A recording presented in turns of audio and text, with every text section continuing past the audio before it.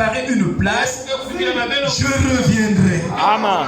Et je vous prendrai avec moi, afin que là où je suis, Amen. vous y soyez aussi. C'est très juste. Vous savez où je vais.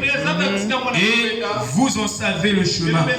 Thomas lui dit, Seigneur, nous ne savons pas où tu vas. Voilà. Comment pouvons-nous en savoir le chemin?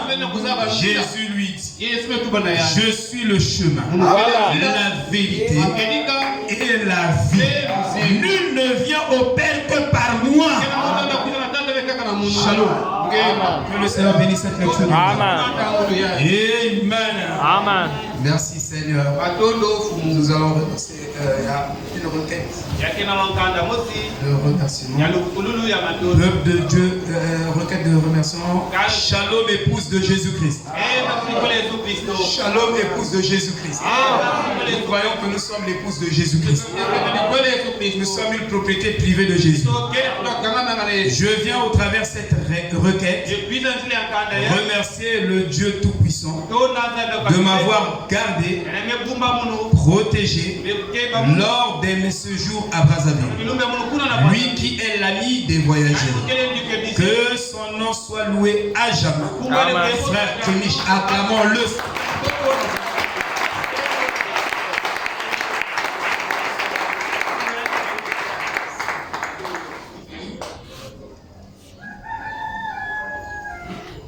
Nous allons faire la lecture de la parole. Nous allons rentrer dans notre sermon de ce matin. Nous sommes toujours sur notre thème. Nous avons dit que ce n'est pas maintenant que nous allons quitter ça. Il s'agit de la généalogie des fils d'Adam. Autrement dit, la généalogie des fils de Dieu. Parce que Dieu a une descendance. Dieu a une postérité sur cette terre. Et nous sommes donc en train d'examiner cela. Amen. Essayer de regarder point par point. Et deux fois, nous revenons toujours sur les mêmes choses en faisant des allers et des retours. Or, aller et retour, c'est la loi de la répétition. Or, la répétition est le carburant qui enflamme le croyant. Amen. C'est pourquoi Madame savait que dans la répétition, il y a un principe de feu. Donc, il n'y a pas le feu sans répétition. Et c'est pourquoi il a dit répétez les mots. Et il dit qu'en ce temps de la fin, l'esprit de l'homme est devenu tellement paresseux Voilà. que l'homme n'aime plus la répétition. Or, c'est la répétition qui met le feu. Même dans nos savoirs, il faut la répétition. Si vous ne répétez pas, votre esprit est paresseux. Alors vous n'avez pas les réflexes. Même humainement parlant, de ce que vous connaissez. Amen. Donc, il faut répéter. Et en répétant, le feu va s'allumer. Amen. Et vous verrez que vous allez vous enflammer. Parce que ce que nous répétons, c'est la parole éternelle. Amen. Vous comprenez? Donc, ne vous fatiguez pas. Comme Israël était fatigué à manger la manne. Tous les jours la même manne. Tous les jours la même manne. Tous les jours la même manne. Nous sommes fatigués, Moïse. Non, ne vous fatiguez pas. Alléluia. Parce que ici nous avons dans Jean 6 le pain de vie qui est descendu jusqu'à. Et c'est ce pain-là que Adam n'avait pas mangé dans le jardin d'Éden. Amen. C'est très juste. Mais il est descendu lui-même. Amen. Il dit celui qui mange ma chair Voilà. et qui boit mon sang Voilà. a la vie en lui. Amen. Il aura la vie éternelle. Merci. Donc, c'est vraiment profond. Donc ce matin, nous allons aborder un point très important, la prédestination et la conduite. Si vous ne faites pas la différence entre la prédestination et la conduite, vous ne serez pas un chrétien affirmé. Amen. Vous devez obtenir la compréhension de la saison. Vous devez comprendre, vous devez obtenir plutôt la compréhension de la saison. Si vous ne comprenez pas ce qui est dans votre saison, ce qui se passe dans la saison, alors vous allez planter en vain. Vous allez s'aimer en vain.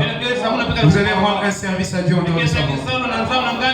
C'est pourquoi nous venons ici pour obtenir La compréhension qu'avait Branham. C'est ça, suivre Branham jusqu'à T. Nous devons obtenir le langage qu'avait Branham. Frère Nivet dit que lui et Branham, ils ne parlaient pas le même langage. Devant une situation, lui s'énervait. Le frère Branham était doux. Il était calme. Il paniquait pas. Ils n'avaient pas le même langage. Jésus n'avait pas le même langage que les pharisiens. Jésus parlait un langage millénaire, du millénium. Et le langage de Jésus avait des longueurs d'avance. Et si vous marchez avec la Bible, avec le prophète, vous aurez une grande longueur d'avance avec cette génération. Et Branham parlait un langage qui était autre, qui était différent. Et Branham lui dit, ne gaspille pas tes dons en parlant de la colère des gens, des défauts des gens, des critiques. Il dit, tu gaspilles tes dons. Il a dit ça. Nous avons un langage bizarre. Les Laodicéens. Tout le monde. Le frère Branham dit, ne parle pas comme les Laodicéens. Ne sois pas là en train de regarder les gens, de philosopher sur eux. Il dit, tu gaspilles tes dons. Qui peut dire amen? Tu gaspilles ton dépôt. À Timothée, évite les vains discours. Donc ici, nous allons expliquer, parce que si nous n'expliquons pas, vous n'allez pas comprendre le mystère. Et chaque mystère est dans un processus. Il y a des mystères qui échappent au processus. Je vois pas le frère. Tu as travaillé? Ah d'accord, ok. Merci. Heureusement le diacre est toujours là. Que Dieu soit là. Donc, ici là, nous sommes en train de voir ce que c'est que la prédestination et la conduite. Et toutes les églises aujourd'hui sont basées sur la conduite. Donc on regarde l'autre et on donne un jugement. Mais Dieu, ce n'est pas comme ça. Et nous devons obtenir la compréhension de Dieu sur les choses. Tant que nous ne comprenons pas les choses comme Dieu les voit, alors nous allons taper à côté, frère. Mais comme nous sommes l'épouse de Christ, il est censé nous montrer sa compréhension, ou nous expliquer comment il comprend les choses. Amen. Voyez. Et quand nous parlons de la prédestination, automatiquement nous parlons du livre de vie de l'agneau. Tu ne peux pas parler de la prédestination sans toucher le livre de vie de l'agneau. Et le livre de l'agneau, de vie de l'agneau, ne s'est pas ouvert sur la terre. C'est un livre qui s'est ouvert au ciel. Et ce livre, en s'ouvrant au ciel, s'est ouvert aussi sur la terre. Et nous pouvons dire que ce livre de vie de l'agneau, quand il s'ouvre au ciel, il s'ouvre sur la terre. Et donc il devient, le livre de vie de l'agneau devient le livre de vie. De telle sorte que les noms qui étaient écrits dans le livre de vie de l'agneau sont écrits dans notre chair, ici sur la terre. Et notre chair manifeste la parole, manifeste cette vie prédestinée qui était écrite au ciel. Donc nous sommes venus ici manifester le ciel sur la terre. Nous sommes venus sur la terre pour manifester le ciel. C'est comme Jésus disait, que ta volonté soit faite sur la terre comme elle est faite au ciel. Et nous sommes venus manifester la volonté de Dieu. Et cette volonté est faite au ciel. Et nous sommes venus la manifester aussi sur la terre. Est-ce que vous comprenez? Et dans le livre de vie, nous avons deux registres. Il y a le registre des gens qui ont la vie éternelle. Et il y a le registre des gens qui n'ont pas la vie éternelle. Et parmi ces gens-là qui ont la vie éternelle, nous avons 5 groupes des personnes. Et je vous ai dit, quand je dis le livre de vie, donc je fais référence au livre de vie de l'agneau. Et tout cela dont les noms sont dans le livre de vie de l'agneau sont de la sémence d'Abraham. Alléluia. Quelle que soit leur couleur, quelle que soit leur tribu, quel que soit leur gabarit, ils sont écrits là-bas. C'est la postérité d'Abraham. Et dans la postérité d'Abraham, vous verrez, il y a même des Yéza. Voilà me dit, tu peux recevoir le baptême du Saint-Esprit là, mais tu parles comme un idiot. Donc ne pensez pas que si quelqu'un est un peu comme zinzin et tout, donc il n'a pas la vie éternelle. Ou il n'est pas forcément ça. Détrompez-vous, frère. Alléluia. Donc, dans le livre de vie de l'agneau, nous avons deux groupes ou deux registres. Il y a le premier registre et ceux-là qui ont la vie éternelle. Et ceux-là qui ont la vie éternelle forment 5 groupes. Nous avons 5 groupes. Attendez, je vais voir Et le premier groupe de ces 5 groupes, c'est l'épouse. Amen. Deuxième groupe, c'est ceux-là qui représentent les 144 000 juifs qui seront scellés de la tribu de Benjamin, qui seront scellés par la prédication d'Élie et Moïse. Apocalypse 11. Ceux-là forment le deuxième groupe de ceux-là qui ont la vie éternelle. Troisième groupe, vous avez les vierges ont aussi la vie éternelle. Mais il y a plus de vierges folles que l'épouse. L'épouse, c'est une minorité. Mais la folle est en trop. Alléluia. Et elle ne participera pas à la première résurrection.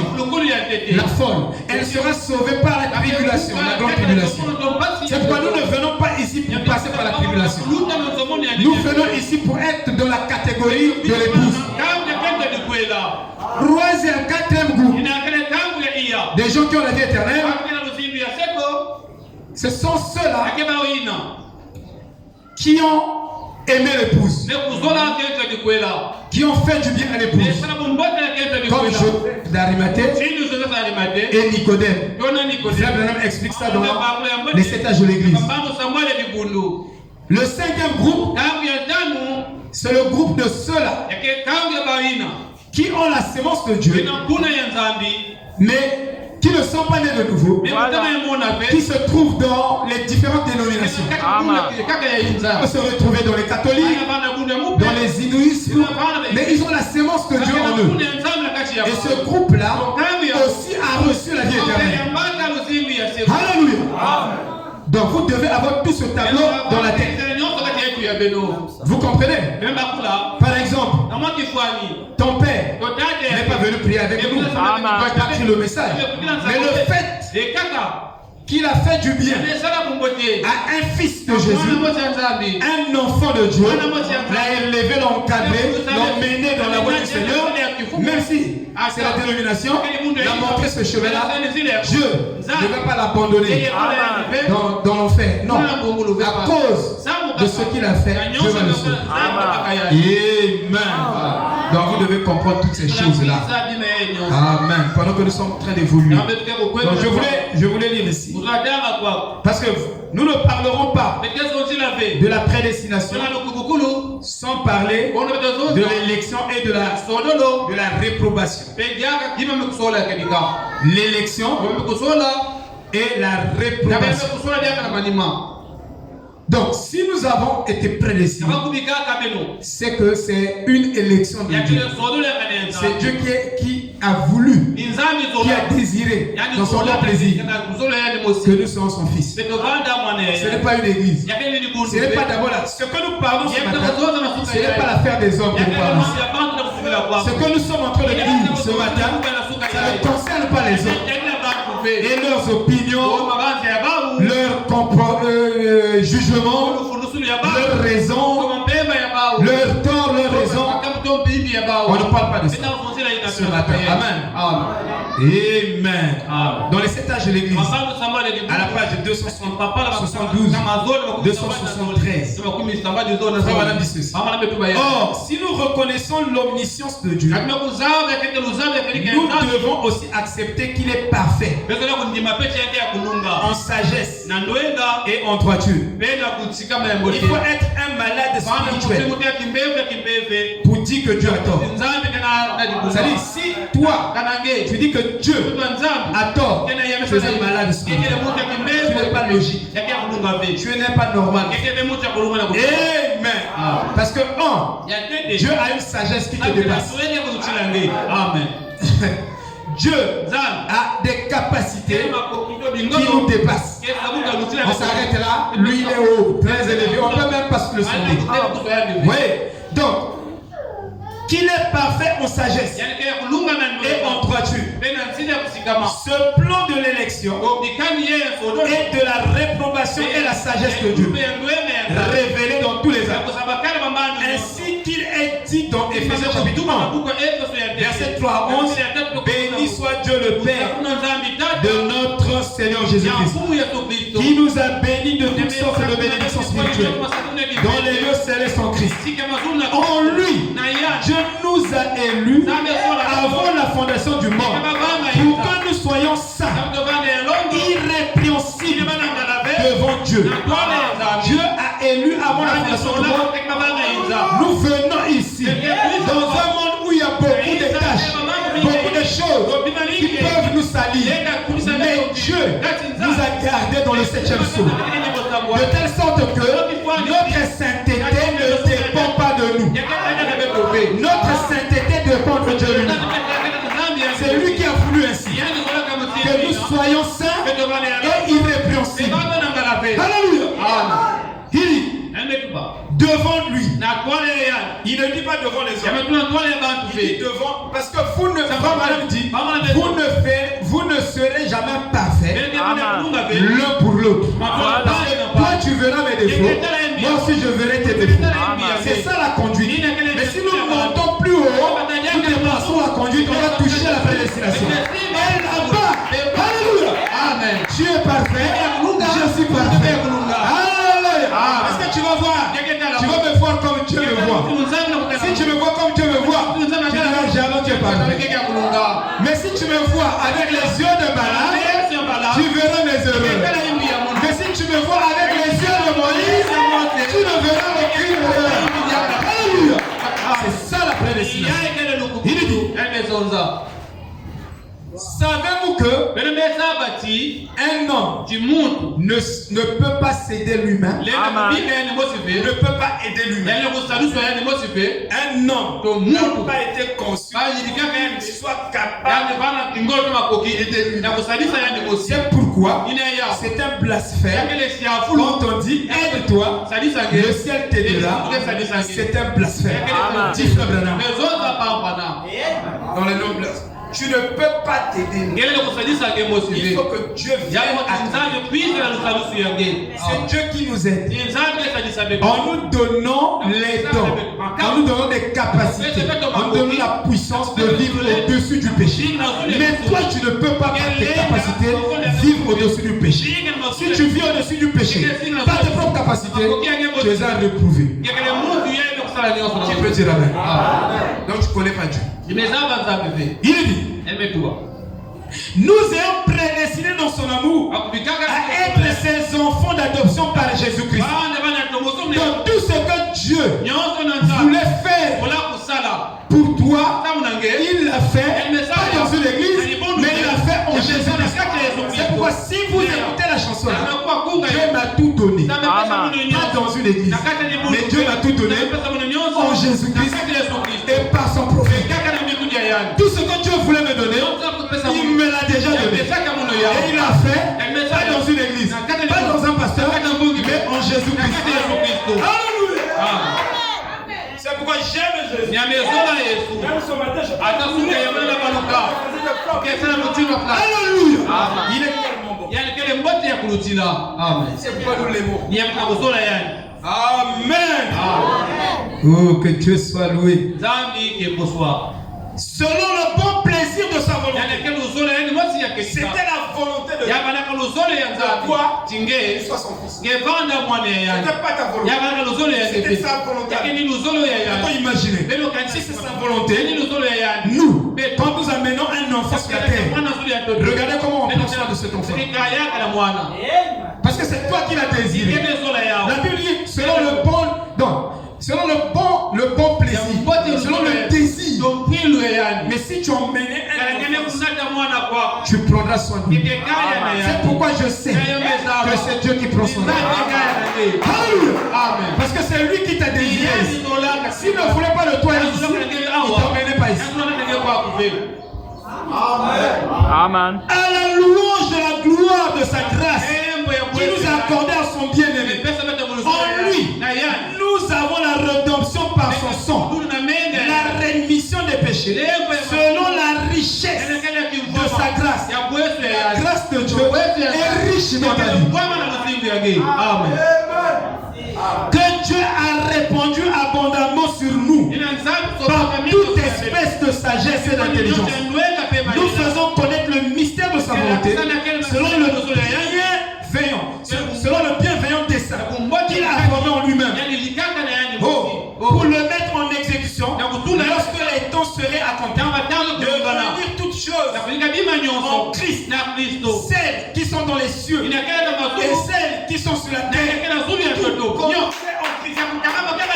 En lui, nous sommes aussi devenus héritiers, ayant été prédestinés suivant la résolution de celui qui opère toutes choses d'après le conseil de sa volonté.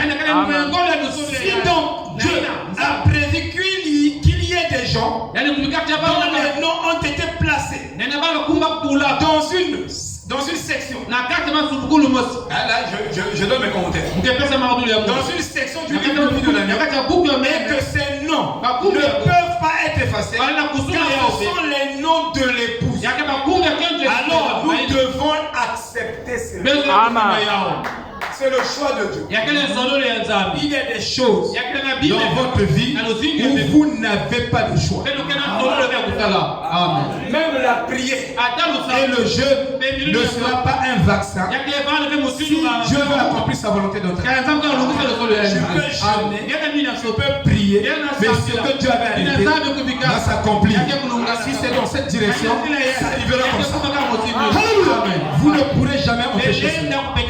Même un pasteur, un grand prophète ne pourra jamais empêcher la volonté de Dieu de s'accomplir dans votre vie. Amen. Est-ce que vous comprenez? Amen. Alors, il est dit dans Fils de Dieu manifesté. Fils de Dieu manifesté au paragraphe 39.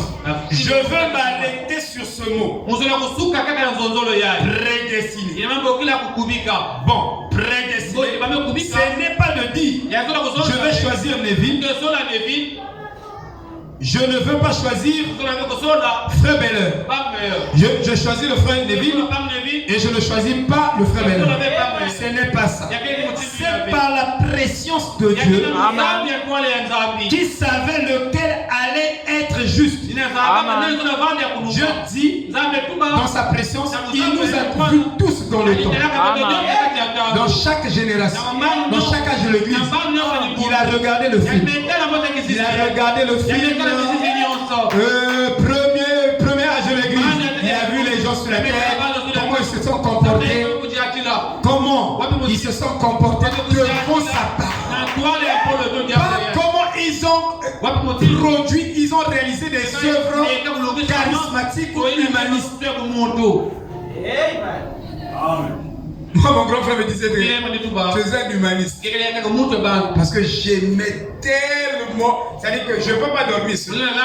Quand je dors, j'ai le pasteur Alain ici, tous les frères. Je leur cède même le lit. Quand il vient, je leur donne ma nourriture. Tu es trop humaniste. Ça, c'est mon grand frère. Dieu a vu tous ces humanistes. Il a vu Ésaü. Ésaü était bien, plus gentil que Jacob. Qui peut dire? C'est très juste. C'est pourquoi l'enseignement de la prédestination, vous ne pouvez pas prêcher ça dans l'église. Ils ne croient même pas la prédestination. Ils vont rejeter ça. Parce que Dieu a vu. Parce que c'est.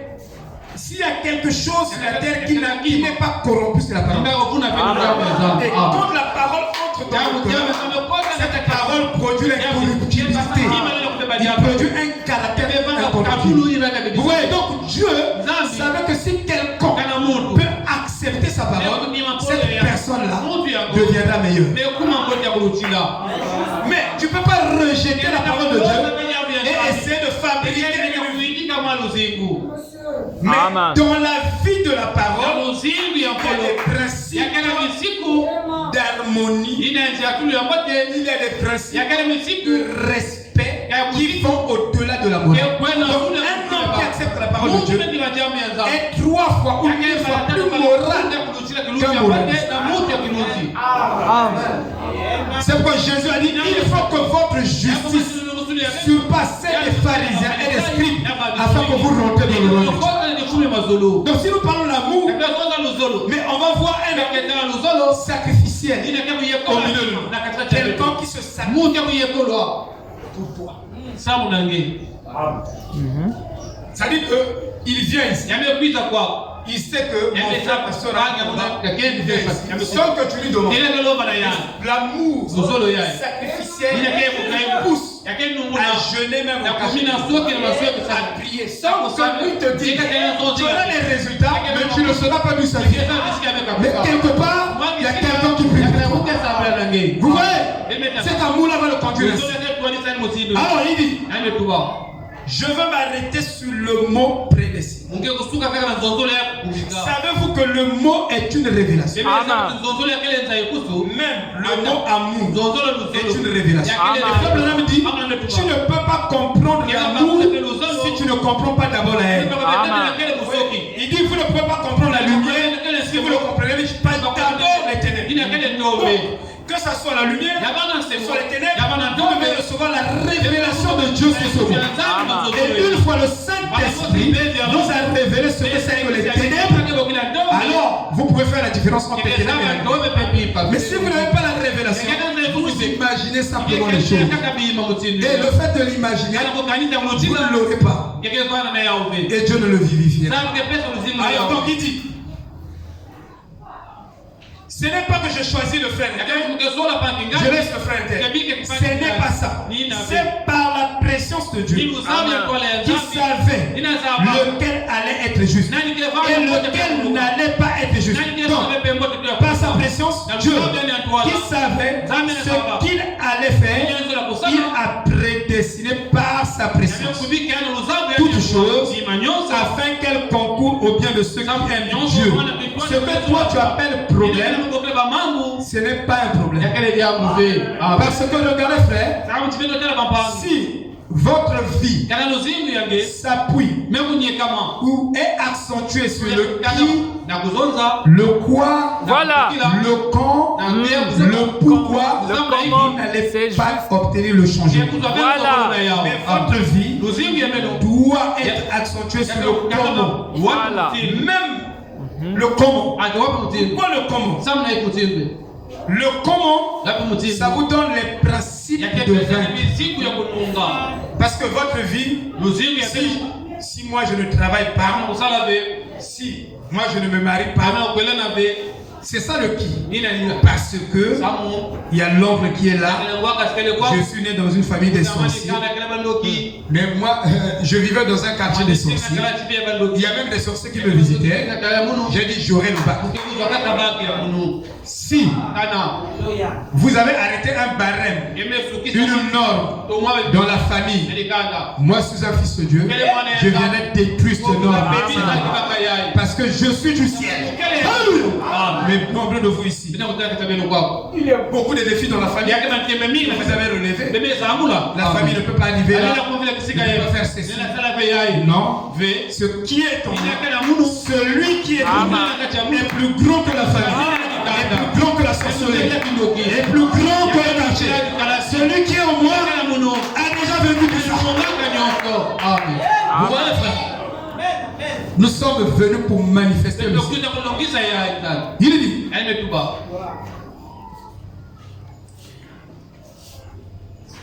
renez toutes choses dans un seul corps, c'est-à-dire Jésus-Christ. Les fils de Dieu manifestés, paragraphe 110. Oh là là, je n'ai dans mes mains rien à ta portée. Parce que si tu comprends la prédestination, tu sais que même la mesure de la foi que Dieu t'a donnée, c'est Dieu qui l'a départie selon sa grâce. Ce n'est pas un concours, un concours de publicité, de la popularité, un concours des jeux, un concours de prières, des efforts personnels pour que Dieu donne ça, pour produire ça. Non, mais c'est selon le bon plaisir de sa volonté. Il t'a donné ça. Alléluia. Et tu ne peux pas te glorifier devant ton frère. C'est comme si tu n'as pas. C'est comme si tu l'as eu par tes capacités. Non, ça c'est le gnosticisme. Je dis ça, c'est le gnosticisme. Et nous ne sommes pas des gnostiques. Nous ne sommes pas dans la religion. Ce que nous avons dans notre vie. Je n'ai rien à t'apporter. Il n'y a rien que j'ai pu faire pour être sauvé. Donc toi tu as fait quel effort? Toi qui condamnes la possibilité. Tu as fait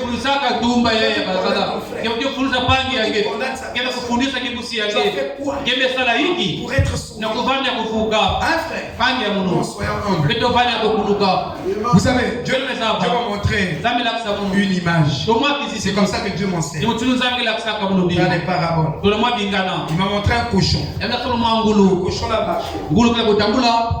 Et on marche. C'est moi hier. Le matin. Le cochon en marche avec une pointe ici. Au dos. La pointe est sortie juste comme ça. C'était un peu plié. Et j'ai dit, comme il y avait deux cochons, l'autre cochon avait carrément la pointe vraiment pliée sur le ventre. C'était un peu double. Oblique. La partie là. J'ai dit, mais donnez-moi un marteau, je vais l'aider. Aider ce cochon. Alors je vais taper ici. Comme ça la partie là, de la pointe va s'ajuster. C'est ce que je disais. Je criais. Alors la voix me dit, tu ne pourras pas aider ce cochon en le faisant. Il dit, le cochon représente l'orgueil. Ah oui, c'est juste. C'est la parole. Ça c'est Dieu. C'est comme ça qu'il m'explique. C'est très juste. Alors il dit, tu vois, il est orgueilleux. Maintenant, pour que son orgueil s'efface, le cochon là doit céder. Pas aider lui-même. On doit lécher la partie de le bout de en léchant la partie oblique de la pointe et la partie là-bas va se coucher sur le ventre. Donc il doit lécher la partie. L'homme doit suffisamment être rempli de la parole pour que son orgueil parte. Savez-vous que vous essayez par vous-même, par beaucoup d'efforts, à repousser le vieux homme, à le pousser là-bas. Mais vous n'arriverez pas. Merci. Si vous n'êtes pas rempli du Saint-Esprit. Amen. Impossible. Donc vous devez vous remplir de la parole. Voilà. Vous devez écouter la parole. Dans la parole, il y a la puissance de Dieu. Et c'est cette parole en vous, en trop, le Saint-Esprit sur la parole, le Saint-Esprit sur la parole poussera le vieux homme hors de vous, c'est-à-dire hors de votre contrôle. Et Frère Branham me dit, dans votre marche, vous devez arriver à un stade où vous ne vous possédez plus. Voilà. Mais c'est le Christ qui vous possède. Tant que Christ ne vous possède pas, c'est vous-même qui vous possédez, vous n'accomplirez pas la volonté de Dieu.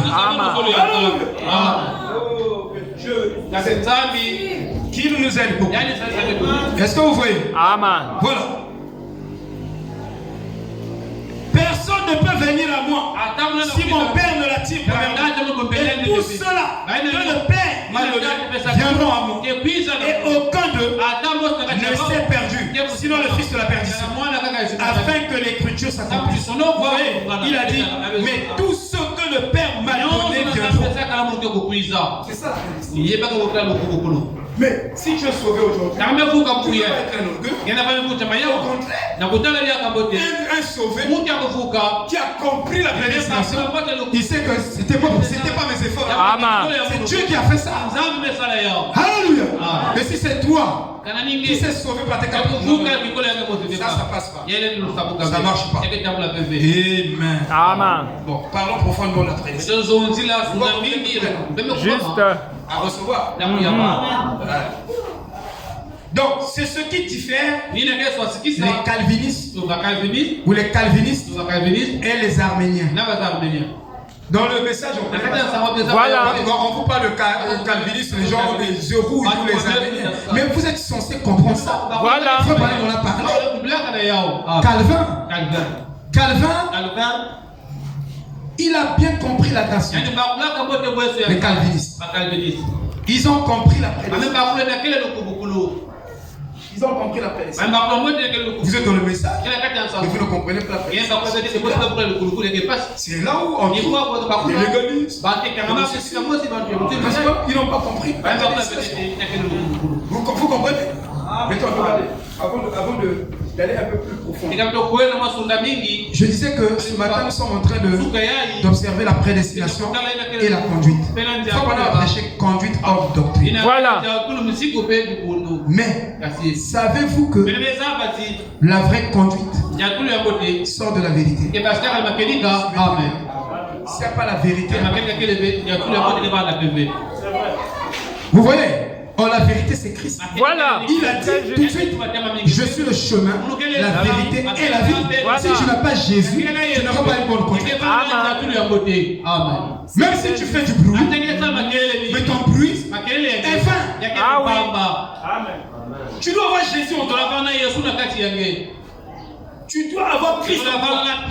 L'homme dit, l'homme ferait une grave erreur dans sa vie s'il laisse passer Jésus. Comme le jeune homme riche.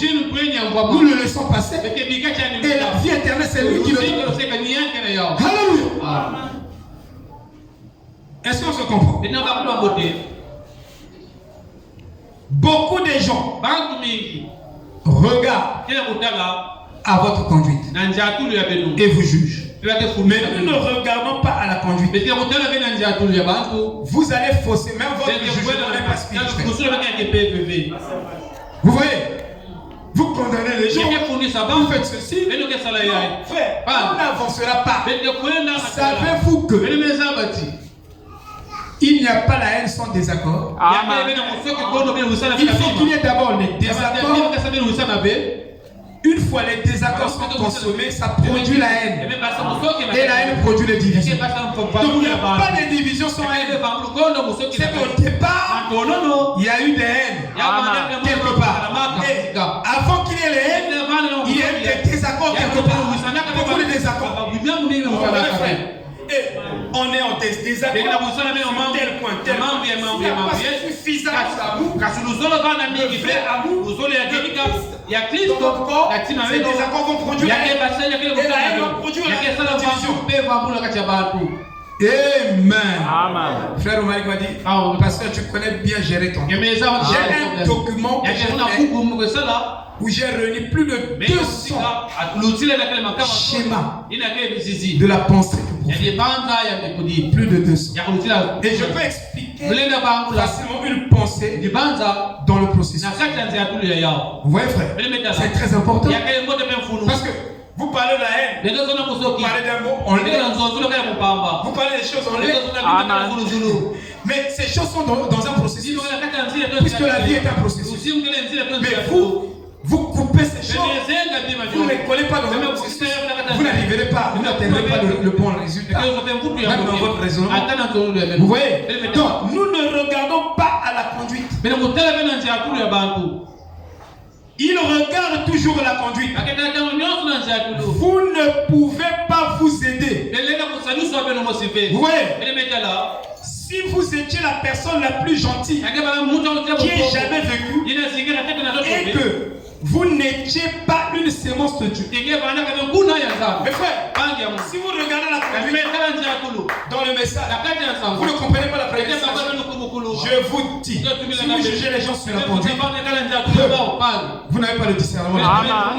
Parce qu'il y a des gens que j'ai connus. Frère, moi j'ai déjà donné même, peut-être, je ne sais pas. J'ai déjà fait bisous à une femme quand je grandis. Mais je connais des gens qui sont dans les catholiques, qui ne connaissent même pas Dieu. C'est un athée. Il n'a pas même fait comme ça. Même Kento, même si ma mère, même moi, Liboko. Pilier. Ça veut dire que vous allez taper à côté. Amen. Si c'était ça qui qualifiait l'élection de quelqu'un, toi et moi nous sommes ici. Vraiment. Parce que nous sommes passés par des chemins catastrophiques. Dites Amen. Amen. Dites Amen. Amen. C'est pourquoi vous devez comprendre l'évangile. Et vous devez comprendre quand la symphonie de l'évangile change, là où Dieu est en train de mettre l'accent.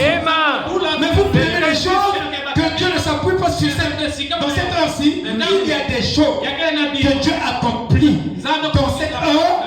Il ne s'appuie pas sur le message d'hier. Mais vous vous appuyez là-dessus. Tapez à côté. C'est très juste. Vous parlez de la vie chrétienne. Vous n'allez pas la manifester. Parce que Dieu est dans la saison de sa parole. Il est pas en dehors de sa saison. Donc, vous pensez que vous fabriquez même la justice. C'est pourquoi c'est ça l'imitation. C'est ça qui fait que nous avons une foi hypocrite au milieu de nous. Dans le message, nous écoutons l'évangile et on veut produire ça par nos efforts. Non, nous devons écouter et prier Dieu. Dieu vient produire cette vie-là en nous. Si lui ne vient pas produire ça, si c'est vous-même qui fabriquez, ça c'est l'imitation du christianisme. Et il y en a trop au milieu de nous qui ne comprennent pas la prédication. Tu es sûr que tu peux être plus gentil que frère, il y a des musiciens qui ont peut-être 100 copines, 100 femmes, 200. Mais sont plus gentils que vous. Ça dit, si on vous met là, et toi, lui, il a un corps plus sensible. Il voit son corps, mais il n'est pas prédestiné.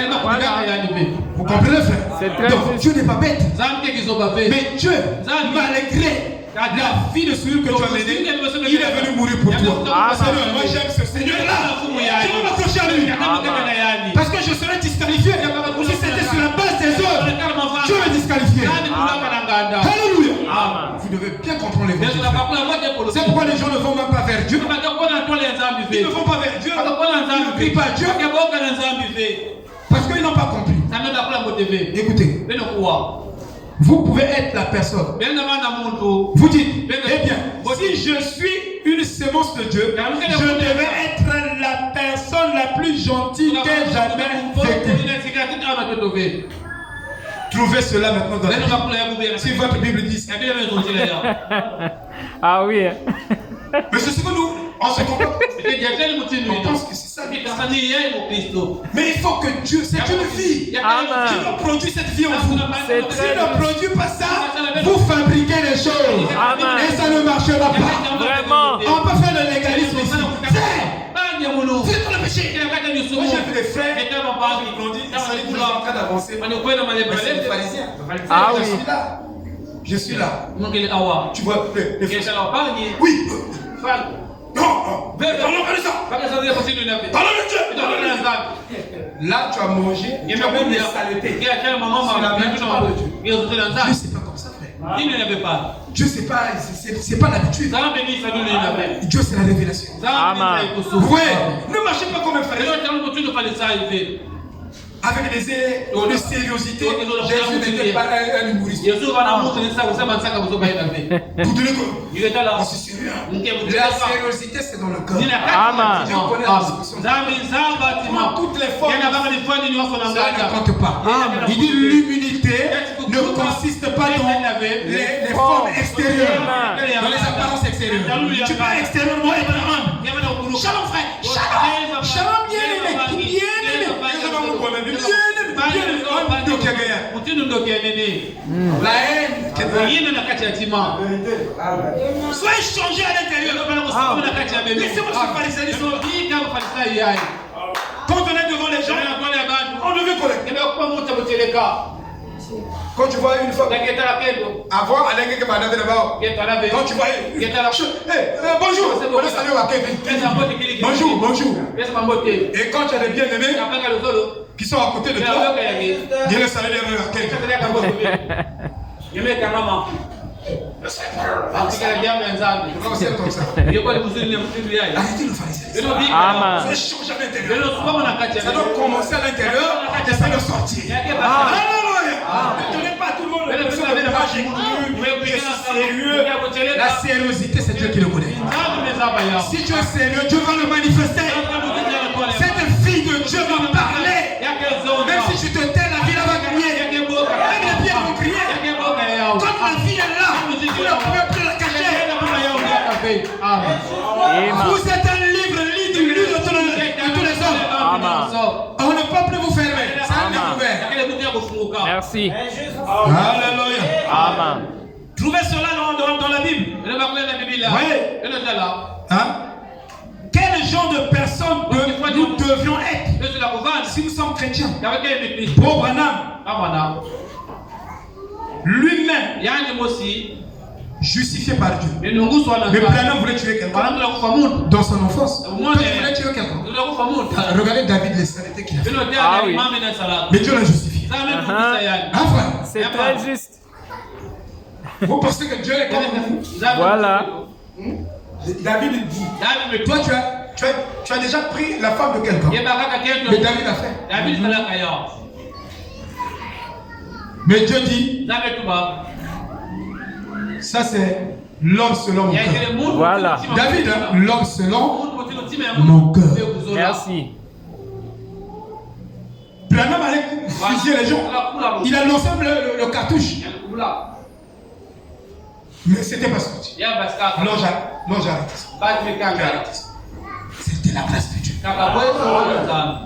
Il dit, frère Neville, quand on a eu des réunions de réveil à l'église, il a voulu écraser un petit enfant dans la route. Mais Dieu l'a empêché.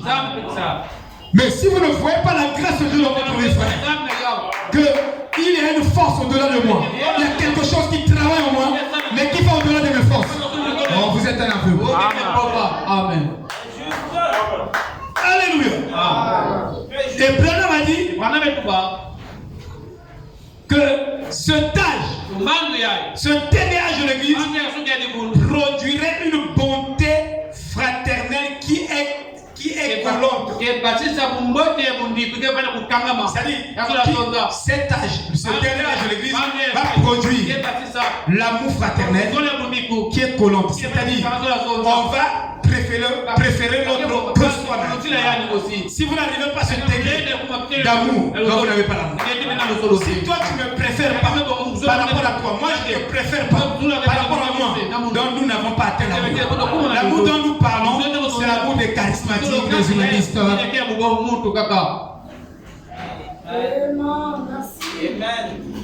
Est-ce que vous comprenez? Il dit une bonté fraternelle qui est collante. Alléluia. Amen. Amen, amen. Et les gens vous diront, vous voulez avoir l'amour, vous voulez avoir la santé. Et si vous avez l'amour et la santé, vous n'avez plus le problème. Vous avez l'argent, vous n'avez plus le problème. Vous n'avez pas peur, personne. Vous n'avez plus les problèmes. Frère, aussi longtemps que nous n'allons pas nous accrocher à la parole de l'heure, parce que nous parlons avec précision, pas la parole vague, mais la parole de notre âge. Vous aurez des problèmes. Même si tu as l'argent, tu auras des problèmes. Amen. Donc que les gens ne vous regardent pas et ne vous jugent pas par rapport à votre conduite, parce que la Bible dit il était béni mais misérable, pauvre et aveugle. Je le vois, il est pauvre. Il n'a pas l'argent. Je vous avais dit que l'église est maudite. Regardez, il n'a pas l'argent. Il n'a pas l'argent. Ils n'ont pas de belles voitures. Si les gens vous jugent par rapport à ses œuvres, ils ne comprennent pas la paix. Alléluia. Hein? Il n'a pas Dieu. Le jour où Jabon viendra ici avec un Prado, une Prado, regardez, tout pointe noir. Ils vont dire Jabon, reste là où tu pries. Parce que j'ai vu ton Dieu. Ah oui. Comprends pas la prédestination. Alléluia. Amen. Reste là-bas. Vous avez Dieu. Amen. Dieu est catégoriquement humble. Amen. C'est la vérité absolue. Et Frère Branham dit, quand quelque chose est humble et simple, il dit que cette chose est mal comprise. Amen. C'est la vérité. Merci. C'est très juste. Quelle que soit votre conduite, vous pouvez être le saint le plus doux dans le message, sous la protection de Dieu, sur terre. Mais si vous n'énervez pas quelqu'un avec la parole que vous avez dans votre cœur, vous êtes le plus idiot de tous les chrétiens. Autrement dit, si tu reçois la parole de Dieu et cette parole est strictement opposée avec la parole des hommes, et les pensées de Dieu sont strictement opposées aux pensées des hommes, alors si tu marches avec les pensées de Dieu, alors tu verras que tu vas énerver les gens. Les gens seront contre toi. Et Frère Livet dit, Amen. C'est juste. Il disait, quand je manifestais les dons de l'esprit, j'étais un charismatique. Il dit, tout ce que je demandais à Dieu, je l'obtenais facilement. Mais quand j'ai pris maintenant la parole pure de Dieu pour essayer de la vivre, il dit, tout devenait corse, coriace, c'est très juste. Vous croyez que c'est facile? Il y a une partie pentecôtiste dans le message. Amen. Et la partie pentecôtiste vous donne toutes les bénédictions que vous voulez. Et vous le trouvez facilement.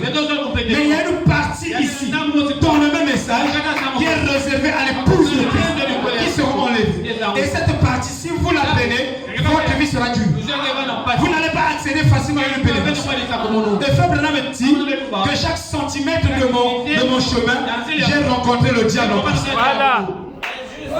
Parce que jusqu'à présent, vous n'avez pas pris la vraie parole. Si vous prenez la pure parole, vous regardez même, le pasteur nous parle de la bénédiction, lui-même il n'est pas béni. Mais parce que j'ai pris la vraie parole.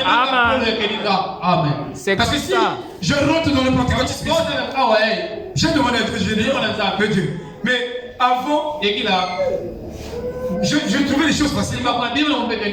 Mais maintenant, qu'est-ce qui se passe? Amen. Il dit, tu dois monter plus haut. Parce que Dieu veut que les aiglons aillent un peu plus loin. Alléluia. Parce que nous sommes prédestinés à être enlevés. Il y a une partie pentecôtiste. Facilement.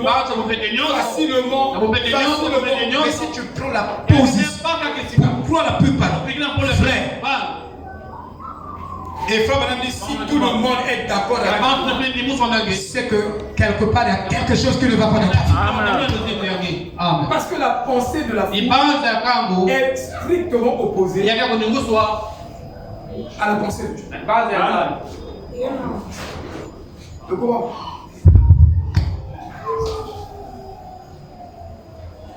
Il n'y a plus d'épée. Vous voyez, frère?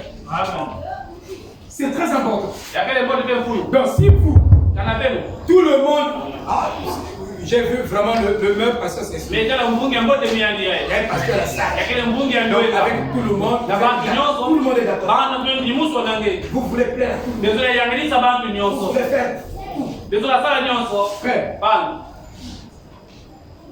si vous n'énervez pas quelqu'un avec la parole que vous avez dans votre cœur, vous êtes un idiot. au pied plat. Nina kele mutindo nyonso. Quelqu'un avait iso, quelqu'un va pour le voir plat. Eme kumaka mutindo ya. La force est ici. Kama kuzoba. Si vous n'êtes pas une épouse de Christ, Yangile kele kwa Yesu Kristo. parce qu'il y a quelque chose Yakele makima. qui ne va pas, Kele kutambula mbote fe. vous ne dites pas la vérité telle qu'elle est. Ela kuzoza kama kile mutindo yakele. Si tu prêches la vérité telle qu'elle est, sans con, tout le monde ne sera pas d'accord avec toi. Ça, je vous dis la vérité. Vous pouvez être bien même dans le quartier. Nous, on vit la haine. La haine. Les gens vont vous haïr. Jésus a dit, soyez heureux quand les gens vous haïssent. Mais à quel moment cette écriture va s'accomplir dans ta vie? Viens vraiment de ce que tu as fait.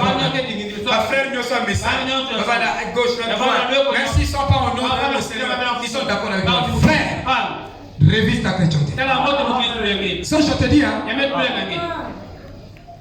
Quelque part, tu n'es pas véridique, tu es hypocrite avec les gens. Amen. Il dit, parce que moi je ne veux pas des problèmes. Si tu es chrétien, tu as des problèmes. À cause de cette parole, tu auras des problèmes. Si tu dis que moi j'évite des problèmes, évite comme tu veux. Tu es un compromis. Si tu dis la vérité aux gens, quelque part, au lieu de lui dire la vérité, tu dis le mensonge. Chaque vrai mot, tu ne fais pas attention avec ta bouche. La Bible dit, l'homme sera jugé même par les 20 mots qu'il a eu à dire. Donc, quand toi tu ne dis pas la vérité, bien comme la copine, nous, vous travaillez ensemble. Nous, dans notre église, notre pasteur est vraiment gentleman. Il a même une licence en économie. C'est un intellectuel. Lui, sait que quand on est jeune, on doit avoir tu dis le mensonge. C'est parce qu'on vous prêche ici. Amen. Vous voyez? Donc, si on ne te crucifie pas à cause de cette parole, c'est que tu ne crois pas. Qui peut dire Amen? Amen. Si on ne te crucifie pas à cause de ce message, les gens te haïssent à cause de ce message. Si tu n'es pas arrivé à ce point, sache que quelque part, tu ne crois pas bien le message. Et je sais que beaucoup de gens ne croient pas bien le message. Si tu crois le message, tu seras en désaccord avec le message. Donc toi, tu préfères être en désaccord avec le message et être en accord avec les gens. Moi, je préfère être en désaccord avec les gens et être en accord avec le Seigneur. J'ai pris ma décision, frère. Amen. D'être en accord avec cette parole. Même j'ai un prix à payer. Mais toi, tu crois, mais tu ne payes pas le prix. Tu dois payer le prix. C'est-à-dire les amis doivent t'abandonner, se couper avec toi parce que tu crois la plupart. Les gens doivent te haïr parce que tu crois la plupart. Mais toi, tu veux être aimé des gens. Même si tu fais le compromis, même si tu blesses le Seigneur. Non, tu n'es pas digne d'être appelé chrétien. Ça, je peux dire la vérité. Qui peut dire Amen? Je ne suis pas venu pour vous faire plaisir. Sinon, je ne vous aime pas. Je vous dis la vérité. Et c'est ce que je dis. C'est il dit, rappelez-vous, ils ont crucifié Jésus-Christ parce qu'il a ouvert la bouche et a dit la vérité. Donc si toi, tu ouvres la bouche pour dire la vérité, les gens vont te haïr. Si tu es prédestiné, Dieu va te donner sa vie. Et cette fille-là va produire la vraie conduite. Et cette fille-là, c'est la vérité. Et la vraie conduite est produite par la vérité. Si tu n'es pas dans la vérité, tu n'auras pas la vraie conduite. Tout ce que tu fais, c'est fabrication. Ça, on appelle ça l'imitation du Christ. Alléluia. Si tu fuis dans la vérité, donc Jésus a ouvert la bouche et a dit la vérité. Et quand tu as dit la vérité, quand je l'ai dit la vérité, les gens l'ont applaudi. Parce qu'il a dit la vérité. Oh bravo, tu as dit la vérité. On l'a crucifié. Donc si toi tu ne dis pas la vérité, tu déformes l'évangile. tu ne dis pas ce que Frère Branham le dit, ce que la Bible dit. Alors, même si tu es gentil, même si tu es doux, nous savons que tu es incroyable. Ça, c'est la définition. Alléluia. Amen, amen. Amen. Et dans cet âge-ci, la nuée est descendue. Savez-vous que la nuée est descendue pour produire une image entière? Je dis bien une image entière. Mais si vous avez la tête d'une personne suspendue ici, vous n'avez pas l'image entière de la personne. Vous regardez la tête. Mais où est le corps? C'est-à-dire, ce corps doit être amené à maturité par ce message. Ce message amène le corps à la maturité pour que, quand un corps est mature, alors la tête peut venir s'asseoir sur ce corps. Et quand la tête descend, coiffer ce corps, vous avez l'image parfaite de Dieu. Donc voici une partie de Dieu. Mais où est l'épouse? Où est le corps? Là où sera le corps, c'est là où s'assemblera les aigles. Le corps, c'est le message. Nous devons rentrer pleinement dans ce message. Nous devons le croire à 100%. Nous ne devons pas choisir les choses. Nous devons l'accepter. Nous devons avaler tout le message. De A à Z. Nous devons le prendre. C'est pour notre propre. Alléluia. Même si ça nous condamne, même si ça dit des choses, savez-vous que quand ce message de Branham vient, avant que vous le croyez réellement, il y aura une guerre entre toi et ce message. Il y a une confrontation. Frère Branham va dire des choses qui sont opposées à ta pensée. Mais si ces choses produisent la haine en toi, tu vas manquer l'enlèvement. Mais même si ces choses sont dures, même si c'est opposé, si tu les prends, tu l'acceptes comme ça, tu souffres avec, tu l'acceptes, ça produira le caractère de Christ. Tu auras un caractère millénaire sur la terre. Alléluia. Les gens verront le nouveau Jésus-Christ dans cette ville de Patrick. Donc nous, je dis même l'éducation par le l'éducation par l'affrontement, il faut. Quand nous rencontrons le message, l'Ivé dit, quand j'ai rencontré Frère Branham, lui et moi, on a eu une guerre de personnalité. C'est-à-dire, ma personnalité ne pouvait pas accepter ce message qui m'a porté par rapport à ma personnalité. Il dit, j'étais obligé de me tuer moi-même, de me vaincre moi-même pour accepter le message de sa.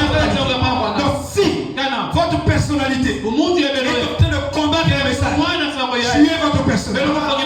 Et une fois votre personnalité meurt, avalez tout le message, ça reproduira la personnalité. Alléluia. Les gens feront une vie pure, une vie de pardon. Amen. Non, et lui et Christ. Avant l'enlèvement, il y a certains membres de l'épouse qui vont approcher, peut-être même à 90% le caractère de Jésus-Christ. Il faut que ça arrive. Amen. Tuez-vous. Donc, nous rencontrons ce message avec notre personnalité. Frère Branham était mort complètement à sa personnalité. C'est pourquoi il pouvait revenir. Mais toi et moi, si nous ne nous tuons pas notre personnalité, tout ce que nous allons faire, ça sera seulement de la fin de l'histoire. Il ne faut pas s'asseoir ainsi, frère. Donc les gens regardent la conduite, mais nous regardons la prédestination. Ils ont crucifié Pierre parce qu'il a fait la même chose. Il a ouvert la bouche, il a dit la vérité tel que Jésus. Parce que nous prêchons l'évangile de Christ que Paul a prêché. Paul dit, je n'ai pas honte de l'évangile de Christ. Et si tu as honte de l'évangile de Christ, le jour-là, Dieu aussi aura honte de toi. Tu connais ce que le message dit, ce que la Bible dit, mais tu dis le contraire. Tu fais le contraire. Tu as honte de l'évangile. Tu veux que les gens soient d'accord. Ils ont coupé la tête de Paul pour les avoir confrontés. C'est cette parole, frère, qui a poussé Caïn à tuer son frère Abel. Parce que Abel a fait quelque chose qui était dans la vérité. C'est cette parole. Voilà. Qui n'a pas cru qui a jeté Ève en tête à queue. Cette parole. Donc, nous parlons de la prédestination. Je veux brosser un peu. Les calvinistes ont bien compris la prédestination. Et nous devons bien comprendre. Et Fabian dit que c'était un mot qu'il n'utilisait pas trop en public. Le mot prédestination. Parce qu'il savait que beaucoup de gens ne croyaient pas la prédestination. Vous voyez? Et c'est la prédestination qui tient fort pour l'élection. Amen. Regardez. Je fais quelques commentaires à cause de c'est la prédestination, frère. Dieu vous a prédestiné. Et le fait que Dieu vous a prédestiné, quand vous rencontrez le message, il y aura confrontation entre la vérité et vous. Et dans cette confrontation, vous allez perdre votre personnalité. C'est-à-dire la vérité va vaincre votre personnalité. Mais Frère Branham me dit que même si la confrontation entre toi et la vérité, puisque vous êtes la graine de Dieu, vous finirez par céder dans ce combat-là. Alléluia. Vous finirez par abdiquer. Il dit, soyez en paix avec Christ. Donc, vous allez déclarer, Seigneur, tu vas vaincre. Alléluia. Ce matin, laisse que Dieu puisse te vaincre. Laisse que Dieu puisse me vaincre. Alléluia. Que ce soit lui-même qui nous vaincre. Qui veut que Dieu le vaincre? Et la vérité triomphe. Oh, excusez-moi. Voyez. Et c'est à partir de là que vous obtenez la compréhension du calvinisme, qui est un terme basé sur les études d'un homme dont le nom était Calvin. Et il n'était pas né de nouveau. Calvin n'était pas né de nouveau. Calvin. Il n'était pas né de nouveau, mais c'était un grand étudiant. Et il comprenait des grandes choses. Le manque de nouvelles. Quelqu'un peut comprendre des grandes choses, mais pour commencer, il n'est pas né. Donc, vous donnez la nouvelle naissance à quelqu'un parce qu'il a bien expliqué quelque chose. Il peut bien expliquer. Même moi, j'ai bien expliqué quelque chose.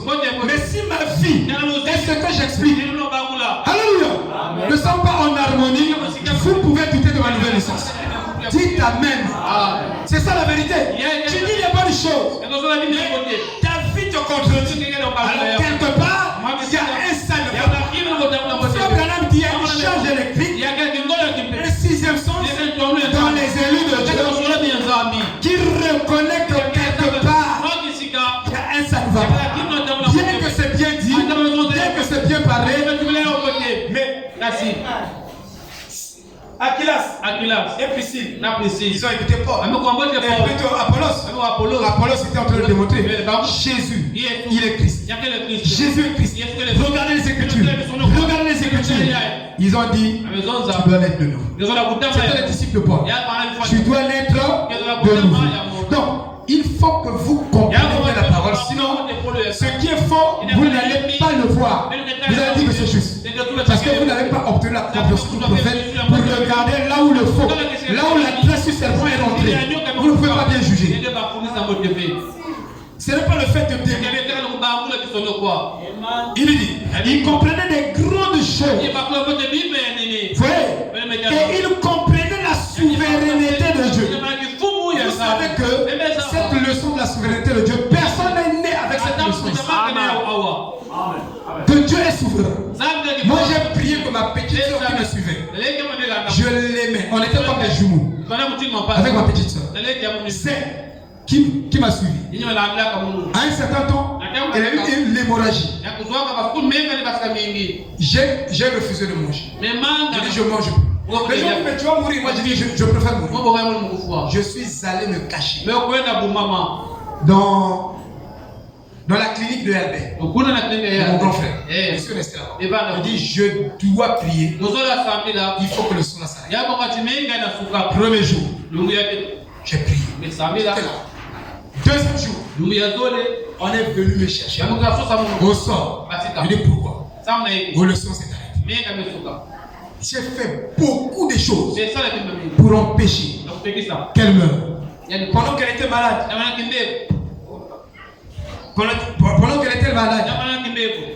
j'ai dit à Dieu, parfois elle est dans le syncope. J'ai dit Dieu, je vais à l'église, je vais prêcher. Mais toi guéris ma soeur.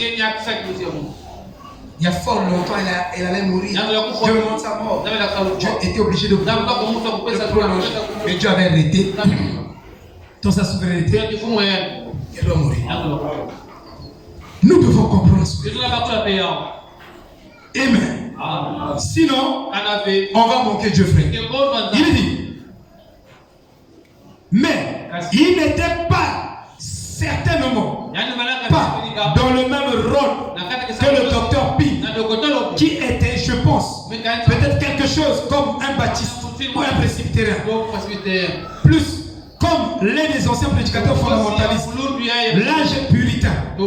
Et il comprenait la souveraineté de Dieu. Et il a dit correctement que personne ne peut avoir un concept de Dieu de quelque manière que ce soit, forme en forme, jusqu'à ce qu'il reconnaisse d'abord la souveraineté absolue de Dieu. Donc vous ne pouvez pas connaître Dieu si vous ne connaissez pas la souveraineté. Qui connaissent Dieu, non. Tu ne peux pas connaître Dieu si tu ne comprends pas sa souveraineté et sa prédestination. Tu ne peux pas le connaître. Tu ne peux pas le connaître. Donc la connaissance de Dieu, ce n'est pas de mettre deux versets bibliques, deux citations, je connais Dieu. Non, c'est pas comme ça. Amen. C'est une connaissance surnaturelle. Je vous dis où Dieu vient te révéler la parole. Mais cette révélation est avec la révélation du prophète de l'âge. Dieu va te révéler la parole. Si on a la parole, on met déjà prédication, parce que ça me suffit. Oh bon, ça suffit. C'est pas ça. Le Saint-Esprit doit prendre ce que tu as reçu mécaniquement pour te dynamiser. Voilà. Le monde clair. À toi. Sinon tu ne comprends pas. Jusqu'à présent. Tu t'attends. Tu imagines Dieu. Amen. Dites, je complique. Non. Il ne peut pas changer. Il ne peut pas être nié. Tout ce qu'il veut, il l'obtient. Où qu'il aille, il peut aller. Il n'y a rien d'impossible pour Dieu. Donc, même ici, Dieu peut sortir un rocher ici. Tout de suite, pour nous abreuver. Dieu est capable. Il est souverain. Donc, tu marches. Toi, ton problème, c'est de marcher avec Dieu. D'être dans la vérité. D'être dans la parole. D'être dans la Bible. D'être un avec le message. Frère, ce que Dieu produit, ces résultats-là ne dépendent pas de toi. Amen. Sauf que quand il dit Dieu, il est limité par sa divinité. Il n'est pas limité par rapport à toi. Par rapport aux événements de ta vie. Tous les événements que tu peux avoir dans ta vie, Dieu n'est pas limité. Il peut faire tout. Il peut solutionner tout. Il n'est pas limité. Il est limité à sa propre divinité. À sa propre parole. Donc si tu veux la voir, tu ne l'auras pas en dehors de sa parole. Si tu veux le produire, tu ne le produiras pas en dehors de sa parole. Il a tracé des limites tout autour de la montagne de Sinaï. Il a tracé. Il dit aucune bête ne peut traverser. Donc la parole de Dieu a des paramètres et des limites. Et cette parole peut produire dans votre vie des conditions qui détruisent les conditions tueuses dans votre vie. Chacun de nous vit dans des conditions tueuses. De Laodicée. Ce sont les conditions tueuses. 2 Timothée 3. Ce sont des conditions tueuses. Mais Dieu, quand il nous restaure, il ne nous ramène pas seulement. Il nous restaure, il nous donne une position au-dessus de ces conditions tueuses. C'est-à-dire que tu vis dans un monde où les gens peuvent tomber malades. Il y a un serviteur de Dieu. Il disait, les gens étaient contaminés de la maladie. C'était contagieux. Donc, même les cadavres là, les médecins fouillaient de soulever ces cadavres. Ils disent que si tu tiens le cadavre, tu es contaminé. Mais lui, il est venu, un pasteur, un homme rempli de l'esprit. Il a pris les cadavres là. Ils ont dit, mais toi tu n'as même. Il dit que je suis purifié par le sang de Jésus. Il n'était pas contaminé. Frère, vous savez que si vous vivez la sainteté, tellement que vous êtes sanctifié, même les serpents là, pour rentrer dans votre passé, c'est tout un problème. Parce que vous avez un sur vous, une onction qui s'éparpille même dans la parcelle. Il y a des mauvaises choses qui sont floues par votre corps. Vous voyez, frère? Il dit, tout ce que Dieu a créé dans la nature est basé sur Dieu lui-même et doit refléter Dieu lui-même. Personnalité. Tout doit refléter sa puissance. Tout doit refléter sa sagesse. Tout doit refléter dans la nature son tempérament. Tout dans la nature parle de la personnalité de Dieu. Amen. Je peux aller un peu plus loin avec la prédestination. Je lis encore quelque chose, peut-être 2 ou 3. Voyez-vous? Il faut qu'on comprenne très important.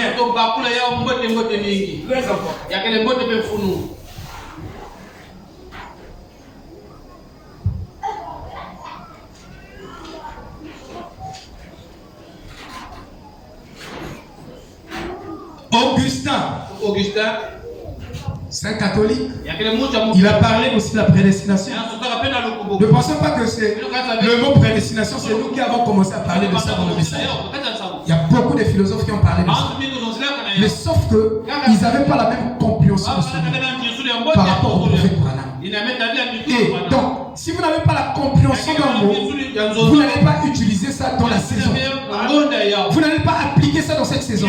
Vous n'aurez pas cette application. Il faut que vous obtenez cette compréhension de William Branham. Une fois que vous avez compris comment Frère Branham a utilisé ce mot, en ce moment-là, vous pouvez faire de l'application sur vous et sur l'Église. Augustin, inventeur de la prédestination, sur la fin de sa vie, Augustin a accentué sa doctrine de la grâce au point d'affirmer que Dieu a choisi de toute éternité les hommes qui seront sauvés du péché. Ainsi, leur nom ne saurait ni augmenter ni diminuer. Les élus reçoivent la grâce divine qui les amène de façon infaillible et impérative au salut de leur âme. Il dit, tandis que les autres sont voués au châtiment,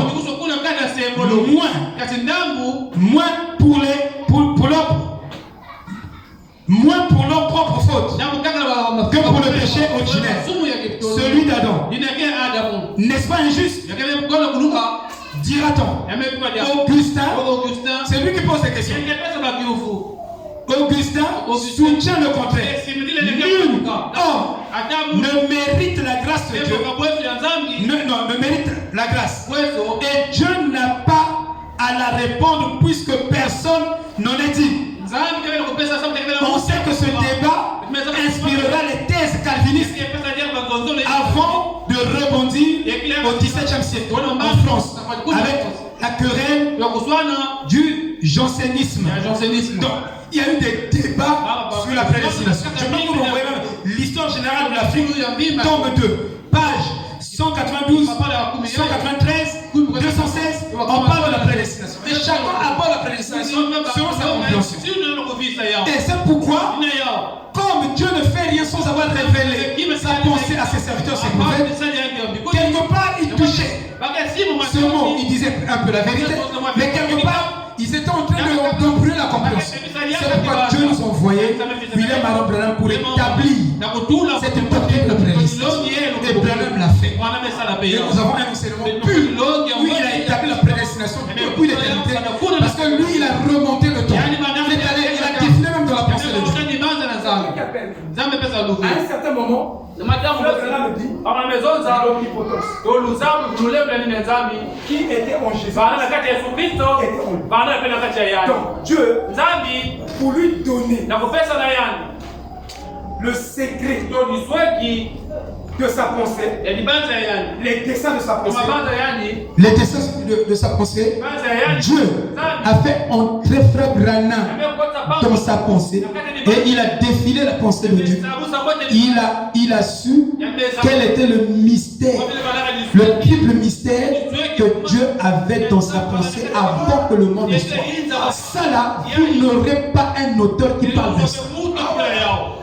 Alléluia. Prenez toutes les bibliothèques. Je m'évertue à aller dans les bibliothèques pour regarder ça. Qui parlera parfaitement en accord avec toute la Bible. Non, vous n'aurez pas ça. Quelque part, il y aura une discontinuité.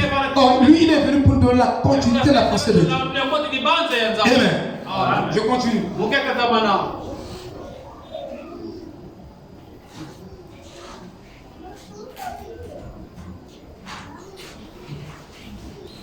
Je vais vous donner, je parle de la prédestination un peu de façon un peu historique, un peu globale, de telle sorte que vous pouvez faire même vous-même des recherches, étudier ça.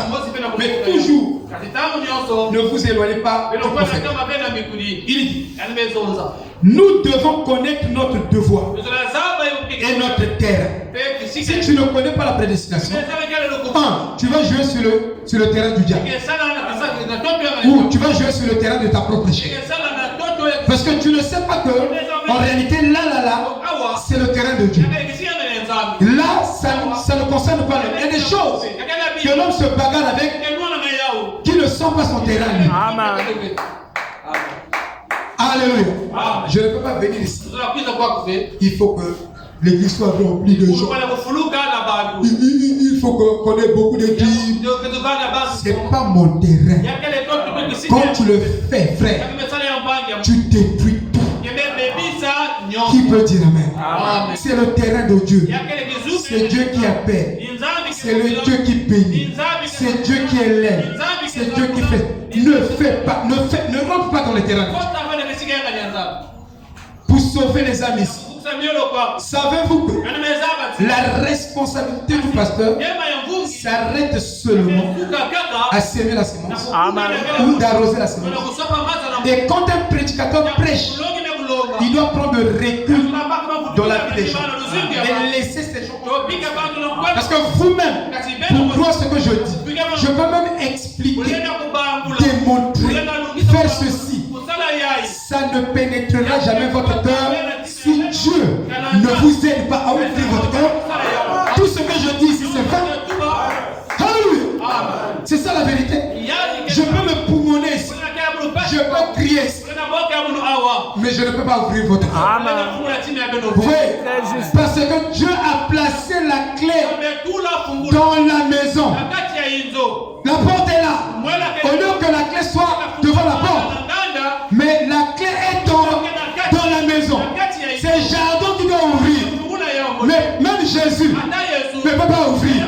Lui, son problème, c'est de trembloter devant ton cœur.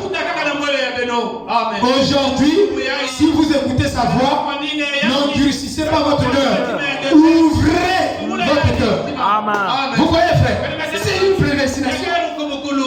C'est très... Même si je t'insultais, tu ne croyais pas la parole. Vous là, vous êtes des faucons, vous êtes des corbeaux. Papa, c'est des kangachi. Vraiment. Vous êtes écouté même. Oh papa. Mazambe, c'est que moi. Je peux même me mettre à genoux.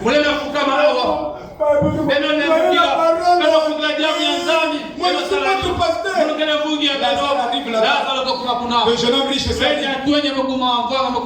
il dit à Dieu, j'ai laissé les démons là-bas. Moi je ne savais pas que je ne vivais pas là-bas. Je pensais que j'étais le plus c'est pas ça qu'il faut qualifier. Tu peux marcher, tu ne tues pas les abeilles. Mais si tu n'es pas prédestiné, que vous pouvez être un prêtre et passer votre existence dans le couvent. Tu n'as jamais regardé, mais tu n'es pas né. Il y avait des pharisiens qui marchaient, qui ne voyaient même pas les femmes. S'ils voient la femme, ils la pêchent. Et nous, on voit les femmes. Frère Branham, quand votre espèce, vous pouvez regarder le parce que tu as d'abord la souillure qui attire la souillure. Parce que le mal est en toi. Et quand tu le regardes à l'extérieur, ça t'influence. Sinon Jésus ne devait pas laisser la femme s'adosser sur ses pieds. Les pharisiens disent, comment il peut permettre une prostituée mais vous n'avez pas reçu le salut. S'il était saint, il écoutait de la sainteté de Jésus. Vous voyez frère? Amen. Frère, il dit, restez dans la statue de cette parole. Cette parole vous donne des droits. Cette parole vous donne des limites. Ne sortez pas les limites de la parole. Frère Madame me dit, même si une sœur est remplie du Saint-Esprit, qui débauche sur ses habits, gardez une licence avec elle. Donc toi, tu veux sortir de la statue de la parole. C'est ma secrétaire. Ma vient travailler. Viens à côté de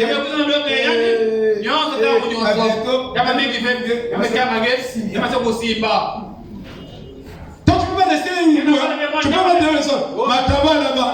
Oh non.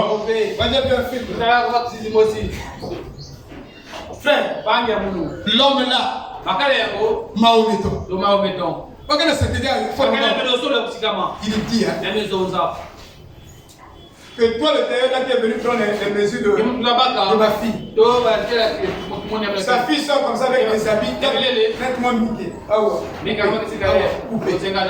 Il dit que ne faut pas toucher le corps de ma fille quand tu prends les mesures. Donc, tailleur ne peut pas prendre la mesure à habit. Ainsi, vient tout à le papa l'a dit, tu ne dois pas mesurer. Parce que moi je te connais. Tu dois profiter. Donne-moi le mec, moi-même je peux prendre. Cela ne vous sanctifie pas. Amen. Nous sommes sanctifiés par la lumière et le sang de Jésus. Regardez frère, si vous éteignez la lumière, le sang ne s'applique pas sur vous. Or la lumière c'est un homme. La lumière c'est le messager de l'âge. Donc dans chaque âge, tu ne reçois pas le messager, le sang de Jésus ne s'applique pas sur vous. Parce que l'homme là c'est la lumière. Lisez votre Bible. La Bible dit dans Jean, il dit c'est la lumière et le sang qui font l'expiation des péchés. Amen. Si vous écartez la lumière, vous invoquez le sang ne s'applique pas. Donc, pour que le sang entre en action, il faut recevoir le message. Il faut enlever le sang. Alors, en ce moment-là, le sang de Jésus. Je vais finir par ce point. Restez dans la statue de cette parole. Les gens parlaient contre la prédestination au temps de Paul. Dans Romains 9. Parce que l'homme posera toujours cette question.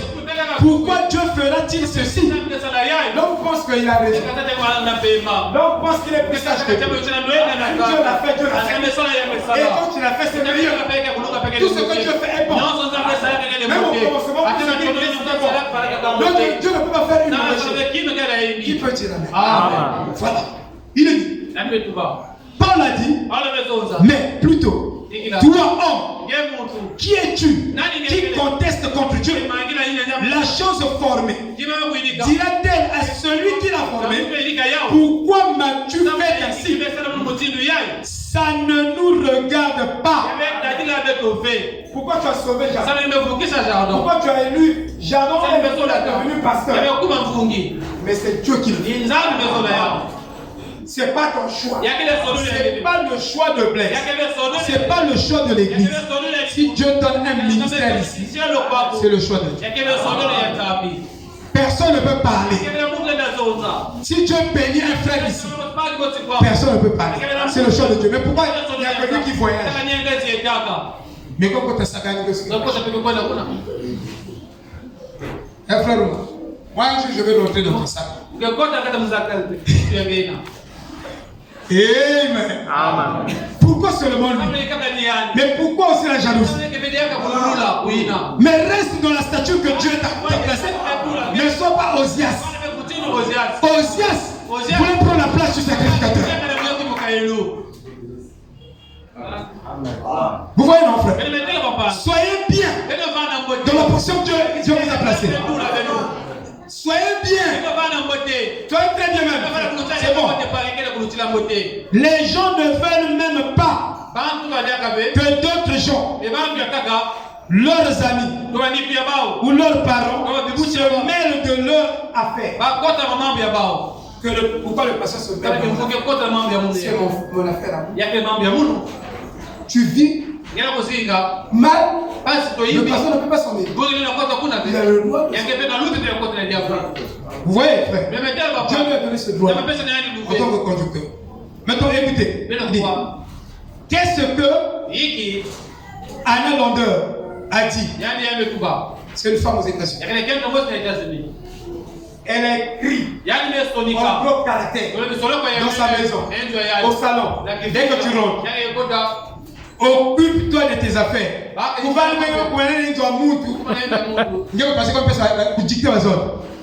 Oh mes frères, mais pourquoi vous laissez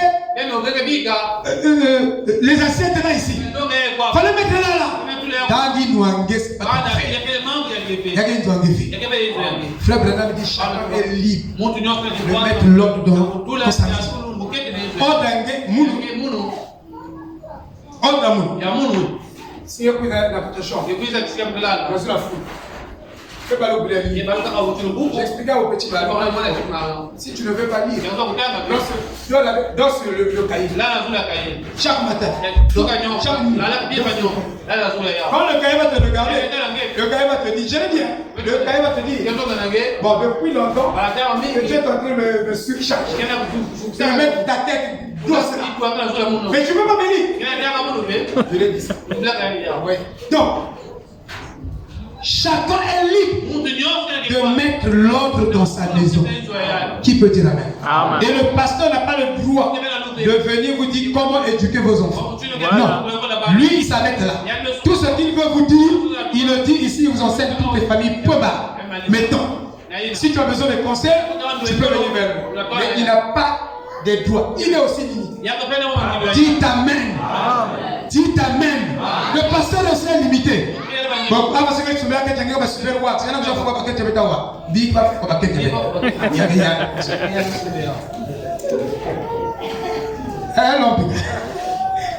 Mais c'est ça la vérité. Amen. Amen. Les femmes, les hommes là, vous devez bien habiller vos femmes. Vous devez bien habiller vos femmes. Ne vous cachez pas derrière la religion des feuilles de figuier. Mon frère Branham a dit. Frère Branham a dit quoi? Non, c'est fou. Vous non. Frère Branham a dit quoi? Vous vous l'avez calculé. Depuis Kwelaya, Alelina. Depuis Kwelaya, c'est fini. Là, je prends parti pour ça. On rentrait dans la maison. Elle a écrit occupez-vous de vos affaires. Il dit occupe-toi de tes affaires. Il y a des gens ici. Ils passent dans la rue. Les gens se disputent. Comment? Il y a un moment moyen. Eh frère, mais pourquoi vous vous battez? Occupe-toi de tes affaires. Amen. Ne dis pas Amen. Dieu, pourquoi tu... On dit occupe-toi de tes affaires. Tu as des limites. Si tu veux, reste un peu là. Va là, bagarre des gens là. Parce qu'il y a des gens qui sont furieux. Quand tu viens rentrer dans son affaire, il peut... Je vous dis que cette nature est rentrée dans le christianisme. Savez-vous que la Bible nous demande de s'ingérer un peu les uns les autres dans les affaires des autres?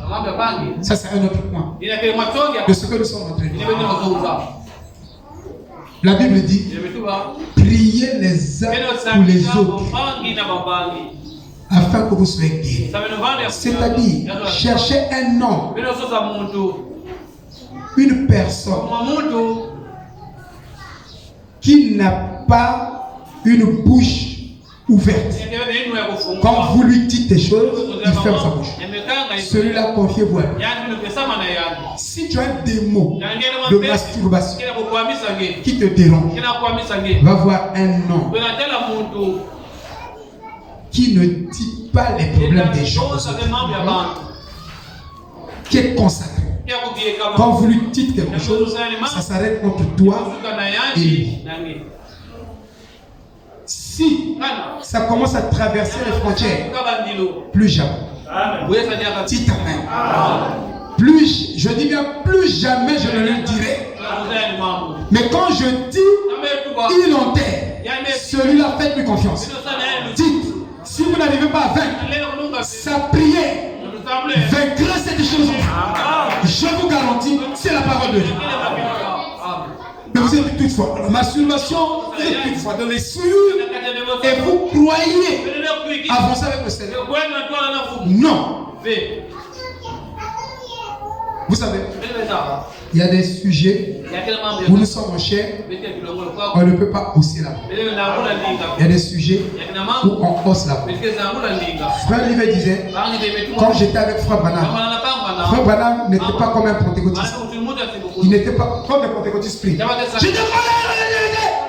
Frère Branham ne levait pas facilement sa voix. Vraiment. S'il commence à élever la voix, Amen. sachez que Dieu est là. Amen. C'est très juste. Vous suivez les enseignements parce que nous avons hérité de l'œuvre. Nous devons nous dépouiller de cela. Amen. Nous devons entrer dans le ministère. Amen. Il dit une bonne chose à mettre au mur en gros majuscule. Quand vous entrez dans ma maison,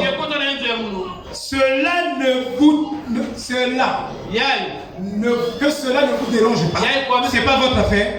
Vous êtes officiellement invité à vous occuper de vos propres.